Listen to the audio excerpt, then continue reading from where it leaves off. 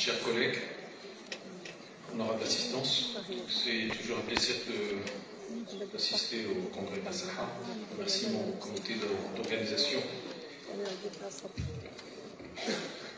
Remerciements au comité d'organisation.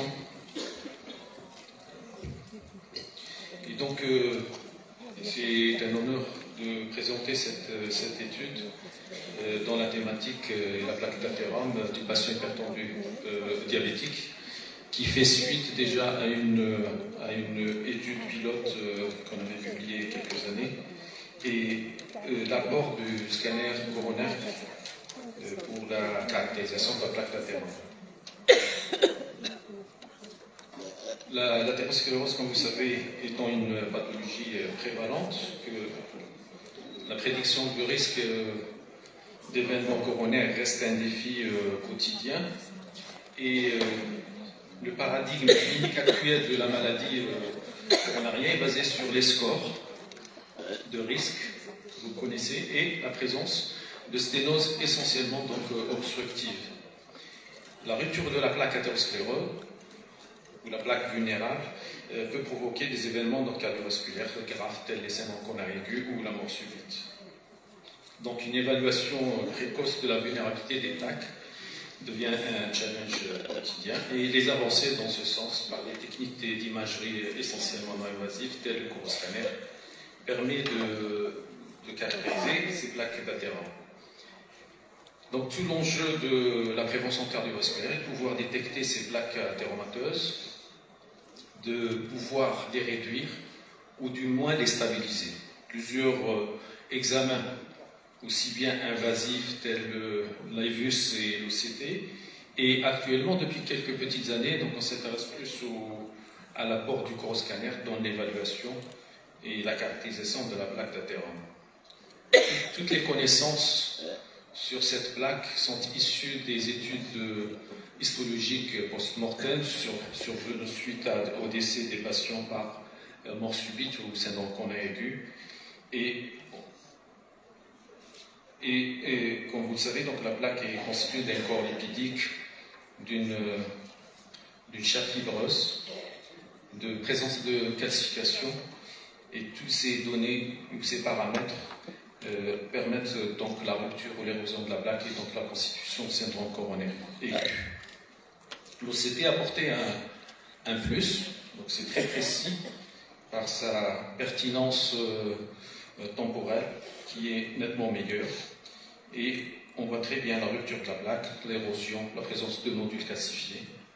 Ensuite, l'IVUS aussi a apporté aussi son apport dans la caractérisation de cette plaque athéromateuse, et en particulier son évolution vers l'histologie virtuelle qui fait la différence des différentes couches, et essentiellement aussi la reconnaissance du thrombus qui est responsable des événements aigus. Dans toutes ces études de post-mortem, les deux mécanismes de la rupture sont la rupture de la plaque. Donc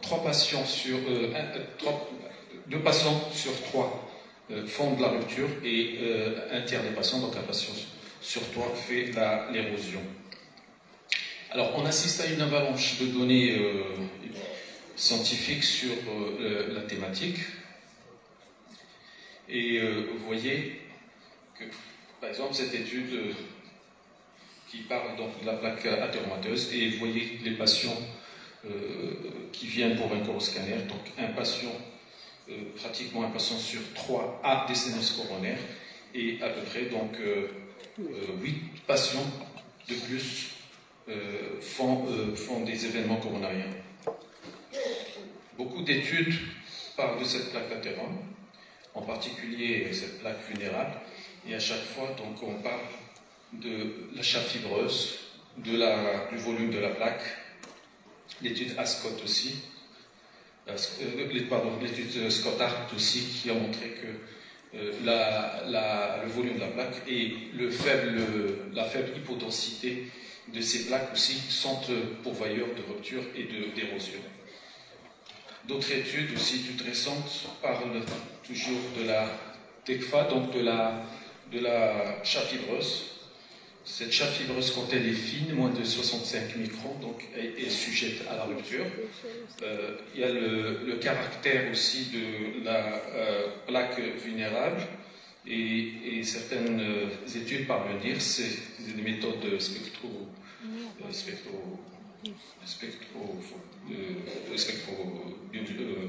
techniques un peu plus spécialisées en fait, qui permettent de déterminer le volume de la plaque. Un clin d'œil pour nos amis donc néphrologues, une étude aussi qui parle de la présence de l'augmentation des MACE chez les patients insuffisants rénaux qui ont une grosse plaque lipidique. On dépend de son versant lipidique, le score calcique qui est élevé, donc présence de sténose, donc plus de MACE. Et c'est surtout cette étude qui vient d'être publiée à l'ACC qui fait polémique. C'est l'étude PREVENT. Alors l'étude PREVENT, en bref, c'est deux bras, un bras traitement médical, un bras traitement médical plus angioplastie sur des sténoses qui ne sont pas en fait significatives. Et donc en ayant un geste interventionnel sur ces plaques, on améliore les événements cardiovasculaires. Donc ça, c'est toute une polémique actuellement sur la thématique.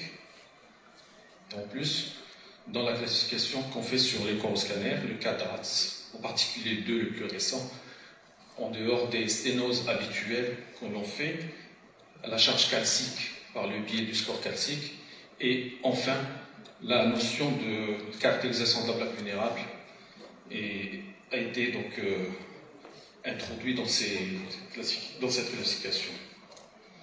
Alors sur le plan scanographique, il y a quels paramètres à savoir? Il y a les microcalcifications, il y a l'hypodensité de la plaque, donc moins de 30 unités S-field, et le remodelage positif de la sténose, et ce qu'on appelle le napkin. Le napkin, en fait, c'est le corps de serviette qui est un caractère aussi en faveur d'une vulnérabilité de la plaque.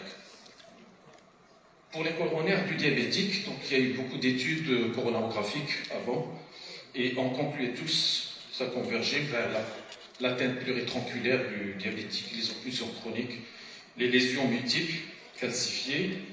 Ensuite, depuis quelques temps, il y a des critères donc, scanographiques de cette plaque, et on voit les plaques mixtes, les plaques calcifiées et les plaques molles que l'on retrouve chez le patient diabétique.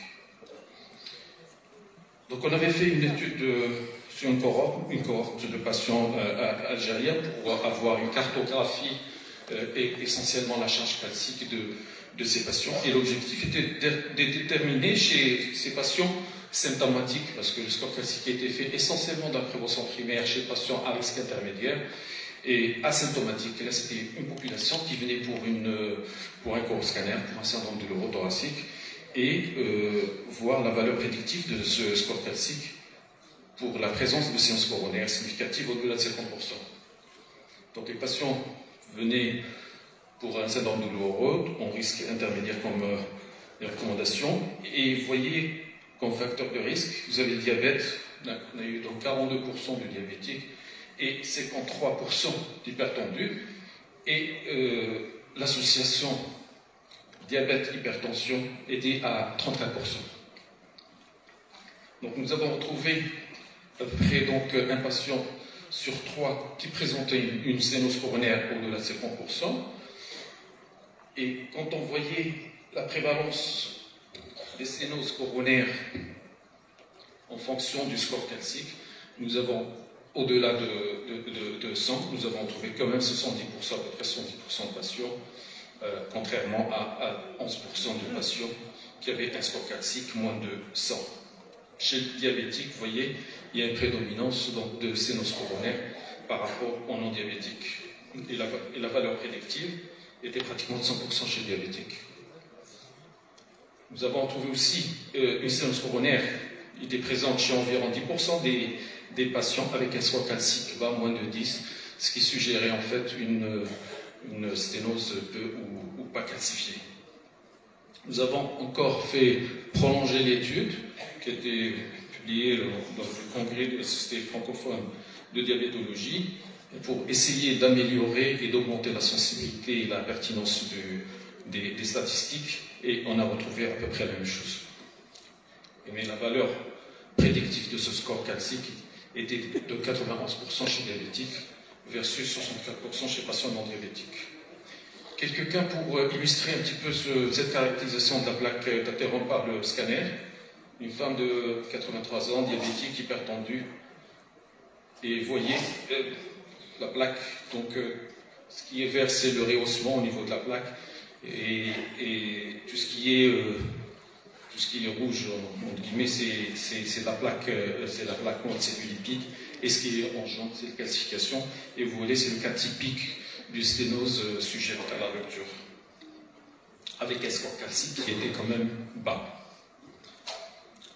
Patiente de la semaine, donc c'était une patiente de 67 ans, adressée pour un corps scanner suite à l'insufflement à l'effort, et comme facteur de risque, toujours le couple infernal HTA diabète. Et vous voyez donc une sténose au niveau de la coronaire droite, une sténose mixte avec une calcification qui peut aussi, et un remontage positif qui sont en faveur d'une plaque athéromateuse. Encore une patiente de 57 ans, hypertendue, toujours diabétique, qui présente un encore d'effort. Et vous voyez la plaque athéromateuse aussi, c'est des plaques mixtes et molles, donc qui sont significatives, avec un remodelage de 1,88, en sachant qu'au-delà de 1,10, c'est un critère de vulnérabilité. Encore une patiente, douleur thoracique typique, d'allure angineuse, toujours les mêmes facteurs de risque, un score calcique aux alentours de 30, ce qui la place à peu près au 80. Donc c'est le percentile, donc c'est significatif qu'en score calcique, vous voyez les calcifications. Ce qui est en vert, en fait, c'est le calcium. Vous voyez déjà, pour la distribution aussi du calcium au fin des plaques athéromateuses calcifiées, ça part du tronc commun. L'origine du tronc commun, ça prend la bifurcation. Ça prend au niveau aussi de l'artère ventriculaire antérieure et un petit peu de circonflexe. Et tout ceci montre ce caractère, donc un remodelage positif de la plaque, et voir d'autres plaques aussi qui sont vulnérables sur le segment 2, essentiellement de l'interventriculaire antérieure. Encore d'autres plaques qui montrent comme quoi ces plaques qui sont pas. Il y a des plaques donc sténosées, des plaques non calcifiées, des plaques non sténosantes, mais qui présentent le caractère de vulnérabilité ultérieure. Alors, en conclusion, donc, je dirais que la composition des plaques athéromateuses dans les artères coronaires présente une variabilité très importante et associée à une probabilité de rupture et d'événements coronariens aigus et ischémiques. L'identification et la quantification précise des composantes de la plaque coronaire connaît donc un essor galopant ces dernières années, et que l'imagerie non invasive dans la maladie coronarienne concentre de plus en plus sur la plaque athéroscléreuse, alors qu'on avait plus l'œil oculosténotique de l'interventionnel, et que la densitométrie peut donc fournir des informations précieuses qui ont le potentiel de caractériser ces plaques athéromateuses et l'étendue de la calcification, les lésions riches en lipides et le remodelage positif, qui sont des critères donc, de vulnérabilité de ces plaques athéromateuses. Et le diabétique, comme vous l'avez vu, le diabétique hypertendu est un patient à haut risque cardiovasculaire, justement suite à cette plaque à haut risque cardiovasculaire. Et je vous remercie.